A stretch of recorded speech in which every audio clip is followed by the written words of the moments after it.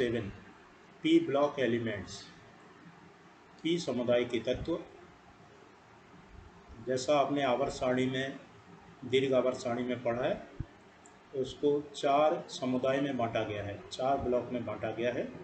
और ये उनके अंतिम इलेक्ट्रॉन किस उपकोष में जा रहा है, SPDF चारों में से किस उपकोष में जाएगा अंतिम इलेक्ट्रॉन, इसके आधार पर ये पूरी आवर्त सारणी का विभाजन है। पी ब्लॉक एलिमेंट्स या पी समुदाय के तत्व, वे तत्व जिनमें अंतिम इलेक्ट्रॉन बाह्य कोश के या बाहरी कक्षा के पी उपकोष में जाता है, पी समुदाय के तत्व कहलाते हैं। इनके आखिरी जो कोश है, अंतिम कोश है या बाहरी कोश है, उसका विन्यास होगा NS2, बाहरी कक्षा के S उपकोष में 2 इलेक्ट्रॉन, NP1 to 6, बाहरी कक्षा के P उपकोष में 1 से लेकर 6 तक इलेक्ट्रॉन।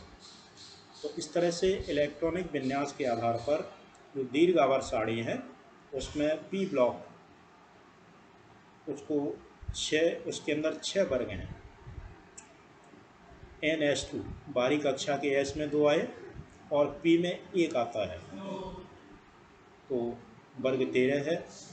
P में अगर 2 आते हैं, 3 आते हैं, 4, 5, 6, तो इस तरह से आपके 13, 14, 15, 16, 17, 18, तो ये 6 वर्ग या समूह हैं।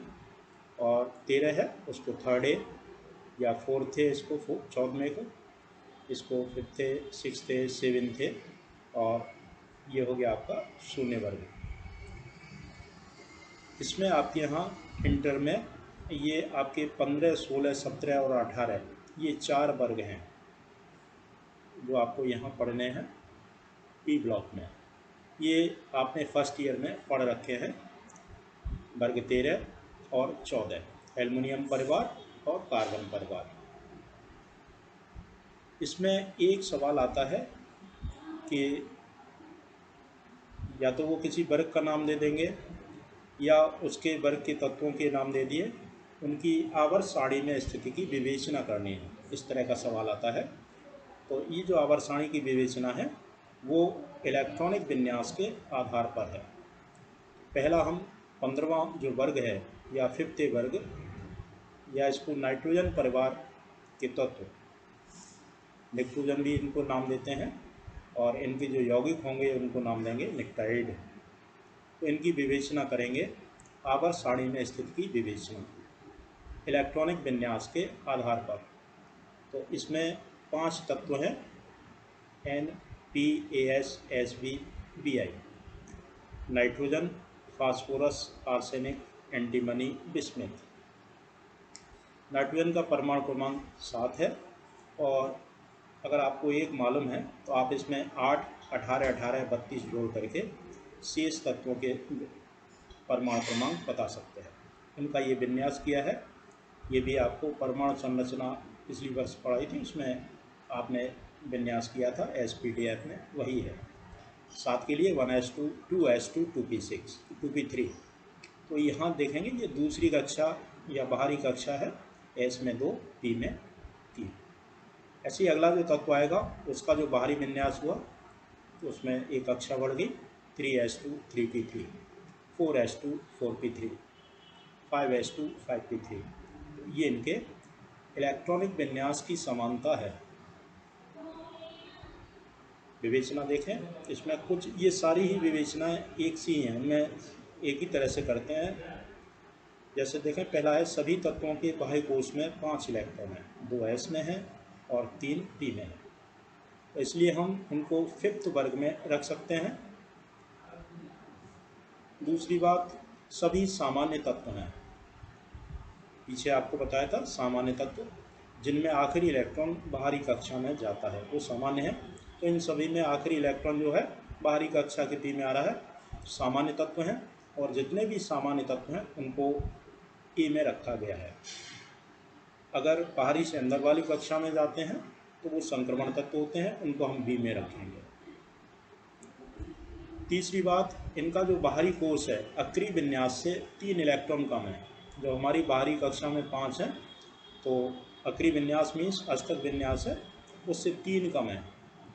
तो आवर्त सारणी में जब आप देखेंगे तो फिफ्थ जो वर्ग है ए वर्ग है उसको शून्य वर्ग से 3 समूह पीछे रखा है। शून्य समूह ये है, इससे 1 2 3 मीन्स इससे 3 इलेक्ट्रॉन कम है। इसी कारण से आवर्त सारणी में ये शून्य समूह से 3 खाने पहले रखा गया है। आवर्त सारणी में किसी भी वर्ग का जो स्थान है हम शून्य समूह के सापेक्ष ही देखते हैं। इस वर्ग में अन्य जो इनके सामान्य गुण हैं उनको भी हम दिखा सकते हैं, जो आपको पीछे आवर्ती गुण करके हमने बताए थे। जैसे परमाणु त्रिज्या, आयनन विभव, इलेक्ट्रॉन बंधुता, वैद्युत ऋणात्मकता, यहाँ धात्विक प्रकृति। तो इसमें आप देखेंगे एन और पी, नाइट्रोजन और फास्फोरस, ये दोनों तत्व कैसे हैं? अधातु हैं। AsSb, आर्सेनिक और एंटीमनी दोनों ही उपधातुएं हैं और विस्मित धातु तत्व है। इसका मतलब है वर्ग में जब आप ऊपर से नीचे चल रहे हैं इसमें, तो अधातु से धातु की ओर चल रहे हैं। तो धात्विक गुण लक्षण या गुण कम हुआ और धात्विक गुण बढ़ेगा। एक और यहाँ हम देखते हैं आयनन विभव, ये भी आवर्ती गुण है। आयनन विभव का अर्थ होगा बाहरी कक्षा से इलेक्ट्रॉन निकालने के लिए आवश्यक ऊर्जा।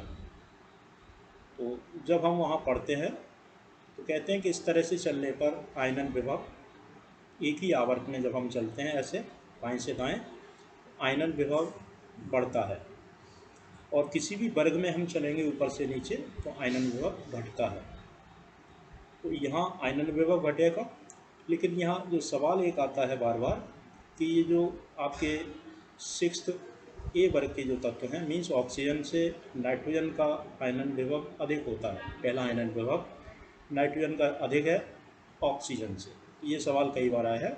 तो इसका कारण है कि यहाँ जो पी कोश है वो आधा भरा है, ठीक है।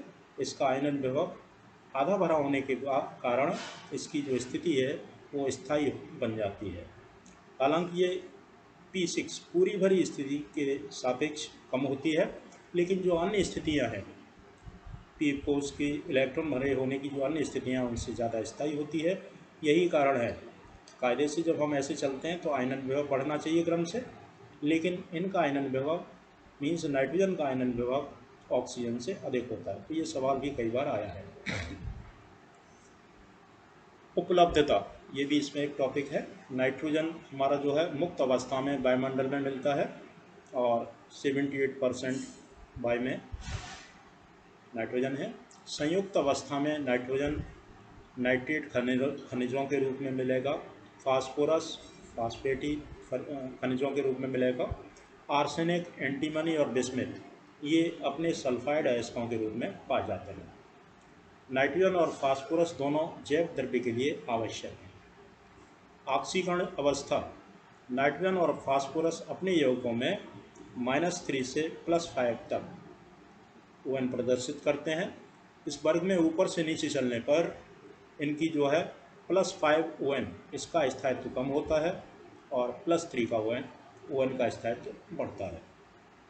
और भी इसके अलावा जानकारी हो सकती है, ये पीछे आप अपने इसके बारे में आवर्ती गुण उनको देखेंगे। अब इसमें आपके यहाँ 3 यौगिक कोर्स में है और इसमें पहला है नाइट्रोजन या डाई नाइट्रोजन भी बोलते हैं। इसको बनाने की विधियाँ बहुत सामान्य विधियाँ हैं और इसके प्रमुख गुण, ये बनाने की विधियाँ हैं सिंपल है, सीधे सीधे क्यूप्रिक ऑक्साइड CuO, अमोनिया की क्रिया है NH3 की, और यहाँ नाइट्रोजन गैस बनेगी, समीकरण संतुलित कर लेंगे। तो इस तरह से ये बनाने की विधियाँ हैं। इनके प्रमुख गुण, ये गुण दिए हुए हैं, उपयोग भी हैं। ये पहला यौगिक है नाइट्रोजन, इसको आप देखेंगे। कहीं कोई दिक्कत हो आप व्हाट्सएप नंबर पे संपर्क करें। इसके अलावा आपके यहाँ नाइट्रोजन के ऑक्साइड, इनकी केवल संरचनाएं हैं। नाइट्रोजन के जो सभी ऑक्साइड हैं उनके बीच में नाइट्रोजन और ऑक्सीजन इनके मध्य पाई बंध होते हैं, मीन्स सह संयोजी बंध होते हैं। इनमें नाइट्रोजन की समन्वयन संख्या, कोऑर्डिनेशन नंबर जो है 3 होती है। तो ये 5 ऑक्साइड हैं और इनकी ये जो संरचनाएं हैं वो पीछे हम बना चुके हैं।